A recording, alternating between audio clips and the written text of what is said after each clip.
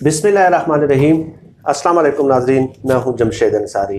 नाजरीन, वज़ीर आज़म इमरान खान साहब ने जब से कोरोना की वबा आई है उस वक्त से वो टाइगर फोर्स के क़याम की और तश्कील की बात कर रहे थे, तो उसमें मुख्तलिफ मराहिल आए, लेकिन फिर आखिर उन्होंने टाइगर फोर्स के क़याम, तश्कील और उनके किरदार के हवाले से कौम को एतमाद में लिया। चुनांचे उस पर रद्द अमल आता है और बहुत ही अजीब व गरीब किस्म का रद्द अमल होता है, गैर मंतकी किस्म का रद्द अमल सामने आता है एहसन इकबाल साहब का। वो क्या लिखते हैं वो मैं आप लोगों की खिदमत में सामने पेश करता हूँ और उसके बाद उस पर बात करते हैं कि क्या सिपाह लश्कर फोर्स के हम काफ़ी तजर्बे नहीं कर चुके कि टाइगर फोर्स के नाम से नया झत्ता खड़ा किया जा रहा है। इमरान खान ऐसा झत्ता खड़ा करने की कोशिश कर रहे हैं जो इंतज़ामिया और सियासी व मीडिया मुखालफिन का घेराव और उन्हें हिरासा करने के लिए हिटलर या मोदी की RSS की तरफ पे इस्तेमाल होगा। इसके अलावा उन्होंने मज़ीद भी 2-3 अपने क्लिप्स शेयर किए हैं और उन क्लिप्स में उन्होंने इस टाइगर फोर्स को जो है वो बिल्कुल सराहत के साथ RSS के साथ कंपैरिजन किया है। तो सबसे पहली बात तो यह है कि मैं हमेशा जो ये कहता रहता हूँ कि ये लोग शायद मुताला करते नहीं हैं या जानबूझ के कसदन आमदन लोगों को गुमराह करने की कोशिश करते हैं।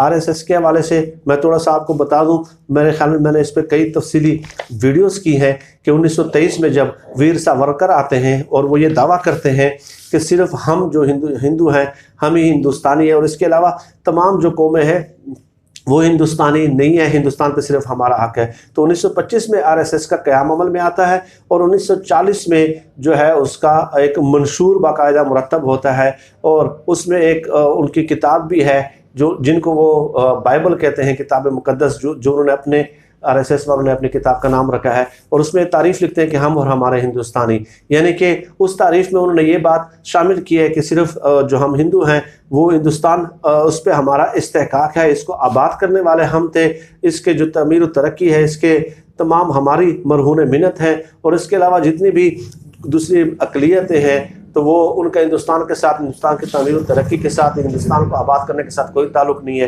दैट मीन्स कि वो यहाँ से चले जाएं। तो ये उनका मंशूर था। और इसके अलावा आप लोग ये भी जानते हैं, मैंने आप लोगों को एक किताब बताई थी नाज़रीन, AG नूरानी, अब्दुल गफ़ूर नूरानी, ये इंडिया के बहुत बड़े सुप्रीम कोर्ट के वकील भी हैं।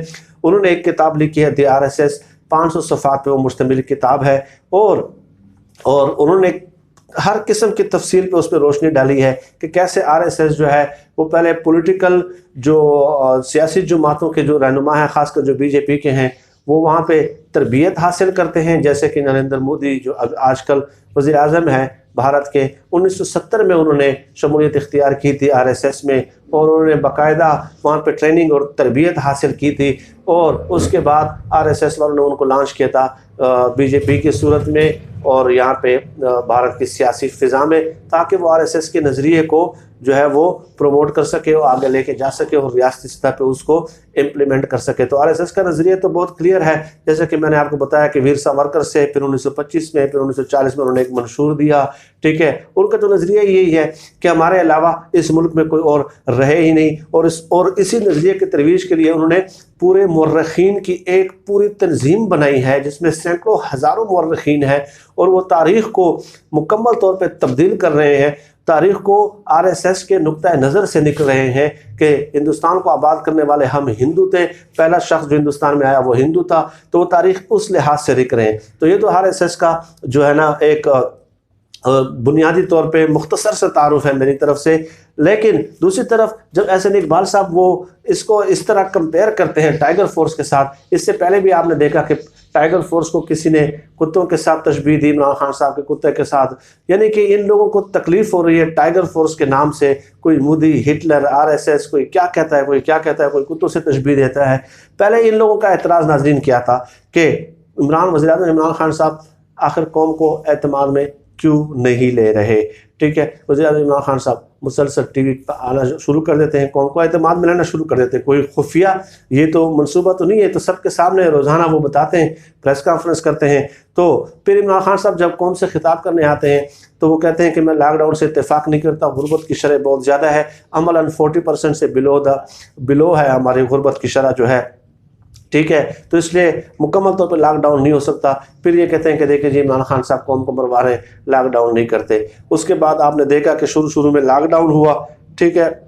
تو شروع میں جب لاک ڈاؤن ہوتا ہے تو پھر یہ کہتے ہیں کہ اب آپ بتائیں کہ لوگوں تک جو ہے نا, لوگ بے روزگار ہوئے ہیں, بے روزگاری کی شرح میں اضافہ ہو گیا. عمران خان صاحب نے اتنے بے روزگار کر دیے, 1 کروڑ نوکریوں کا وعدہ کیا تھا. یہ بھی تو یہی کہتے ہیں نا. تو ظاہر ہے جب لاک ڈاؤن کیا تو بے روزگاری تو ہوگی, یہ تو عمران خان صاحب نے بھی کہا تھا. پھر یہ وعدہ شروع کر دیتے ہیں اب لوگوں تک کھانے پینے کی چیزیں جو ہیں کیسے پہنچیں گی. پھر عمران خان صاحب ٹائیگر فورس کی بات شروع کر دیتے ہیں. تو پھر یہ کہتے ہیں کہ اچھا دیکھتے ہیں ہم ٹائیگر فورس آپ کیسے بناتے ہیں. ٹھیک ہے, ٹائیگر فورس کرتے کرتے ابھی میں ہفتہ 2 پہلے سن رہا تھا بڑے بڑے تجزیہ کاروں, نون لیگ اور پیپلز پارٹی کے لوگوں کو, کہ عمران خان صاحب تو ٹائیگر فورس کے بڑے واویلے کر رہے تھے, بڑا دعوے کر رہے تھے کہ کدھر ہے جی ٹائیگر فورس ہم بنائیں گے, یہ ہوگا وہ ہوگا. عمران خان صاحب نے کچھ بھی نہیں کیا. اب جب عمران خان صاحب ٹائیگر فورس نہیں بنا رہے تھے تب اس میں تنقید شروع کر دی. اب دوبارہ انہوں نے اعلان کر دیا, ٹھیک ہے, 1,65,000 افراد رجسٹرڈ ہو گئے. تو پھر آپ کہتے ہیں کہ آپ نے ٹائیگر فورس بنا دی. یعنی یہ کس دور کی کس سیارے کی یہ لوگ مخلوق ہیں, ٹھیک ہے, اور کس زمین پہ رہتے ہیں, مجھے تو یہ سمجھ میں نہیں آتی ناظرین. ٹھیک ہے. اور ٹائیگر فورس کے حوالے سے میں بتا دوں کہ 1,36,000 رضاکار جو ہیں وہ صرف پنجاب میں, اور 1,65,000 ٹوٹل رضاکار ہیں. اور یہ آپ لوگوں کو یہ بات معلوم ہے ناظرین کہ ملک میں یہ جو تنقید کرنے والے لوگ ہیں, ٹھیک ہے, اب کرونا بڑھ رہا ہے. اس کے آپ دیکھ لیں کہ پاکستان میں جو کرونا وائرس کے جو مریض ہیں ان کی تعداد چائنا سے بھی زیادہ تجاوز کر گئی ہے. تو حکومت ڈیفینیٹلی اس آپشن پہ بھی غور کر رہی ہوگی کہ اگر ایک دم سے ہم لاک ڈاؤن لگا لیتے ہیں تو ہمارے پاس ایسے رضاکاروں کی فورس موجود ہونی چاہیے جو ڈور ٹو ڈور جا کے لوگوں کی مطلب ہمیں بھی بتائے. اب جیسے عمران خان صاحب نے کہا کہ ان لوگوں کا مقصد یہ ہے کہ ظاہر ہے ان لوگوں ان علاقوں میں رہتے ہیں تو ان کو زیادہ واقفیت ہوگی, زیادہ آگاہی ہوگی ان علاقوں کے ساتھ. تو ایک تو ہمیں یہ بتائیں گے کہ کس علاقے میں غربت زیادہ ہے, ٹھیک ہے, ڈسٹریبیوشن بھی وہ خود بھی کر سکیں گے, اور ہمیں یہ بھی بتائیں گے کہ کس علاقے میں بے روزگاروں کی تعداد زیادہ ہے. یہ جو تنقید کرنے والے ہیں انہوں نے آج تک ایسا ڈیٹا اور ریکارڈ ہی مرتب نہیں کیا کہ جس سے یہ معلوم ہو سکے کہ پاکستان میں مزدوروں کی تعداد کتنی ہے, بے روزگار لوگوں کی تعداد کتنی ہے. یورپین کنٹریز میں, ترقی یافتہ ممالک میں تو یہ رجسٹرڈ ہیں کہ 2 کروڑ ہے, 3 کروڑ ہے, 5 کروڑ ہے. تو اس سے یہ ہے کہ چونکہ محلے اور ہمارے اہل علاقہ کے لوگ ہوتے ہیں اور ایجوکیٹڈ لوگ ہوتے ہیں تو وہ حکومت کو ریکارڈ مرتب کرنے میں بھی ایک آسانی ہو جائے گی. اور چونکہ پڑھے لکھے لوگ ہوتے ہیں تو ڈور ٹو ڈور جا کے یا شاپ ٹو شاپ جا کے نو ماسک نو سروس والی مہم بھی اور لوگوں میں ایک آگاہی پیدا کرنے کی کوشش بھی کی جائے گی. تو میں حیران ہوں کہ اس قسم کے آئیڈیا پہ ان لوگوں کو بھی اعتراض ہو سکتا ہے. میں کسی اور ویڈیو میں آپ لوگوں کو بتاؤں گا کہ جرمنی میں بھی ایسے ہی حالات تھے. دوسری جنگ عظیم کے بعد بالکل ڈکٹیٹرشپ اس پہ قابض تھی, لیکن ان کو حکمرانوں نے کیسے کیا کہ تمام تر فیصلوں میں انہوں نے اپنے قوم کو شامل کرنا شروع کر دیا.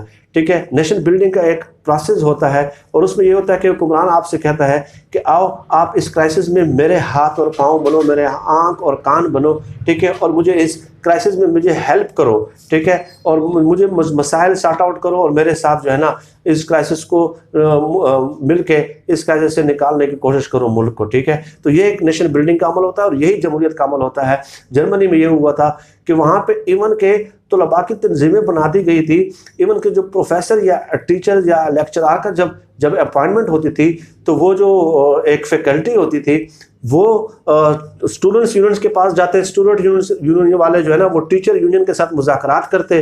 ٹھیک ہے, اس طرح آپس میں ایک پروفیسر کی تعیناتی میں آپس میں ایک دوسرے کے ساتھ مذاکرات ہوتے. اس کا مقصد کیا تھا؟ جرمنی کے حکمرانوں نے یہ کہا کہ چونکہ یہ مذاکرات ڈائیلاگ کا پروسیس لوور لیول پہ جو ہے وہ پروموٹ ہو رہا ہے کہ ایک پروفیسر کے اپائنٹ کرنے میں بھی ٹیچرز اور اسٹوڈنٹ یونین کے مذاکرات ہو رہے ہیں, تو اس سے جمہوری رویے فروغ پاتے ہیں, مذاکراتی ماحول فروغ پاتا ہے. ٹھیک ہے, تو جب آپ نیشن کو اس قسم کے فیصلوں میں شامل کرتے ہیں تو اس سے ایک نیشن بلڈنگ کا عمل شروع ہوتا ہے. اور حکمران یہ نہیں کہتا شہباز شریف صاحب کی طرح کہ نہیں میں خود اکیلا لانگ شوز پہن کے ہر جگہ پہنچ جاؤں گا, وہ اس طرح نہیں کہہ رہے. تو یہ بہت اچھی بات ہے اور میں اس بات کو اپریشیٹ کرتا ہوں کہ یہ ایک جمہوریت کا بنیادی کنسیپٹ یہ ہے کہ لوگوں کو زیادہ سے زیادہ شمولیت دی جائے اور لوگوں کو جو ہے اس میں پارٹیسپیٹ کرنے کا موقع دیا جائے.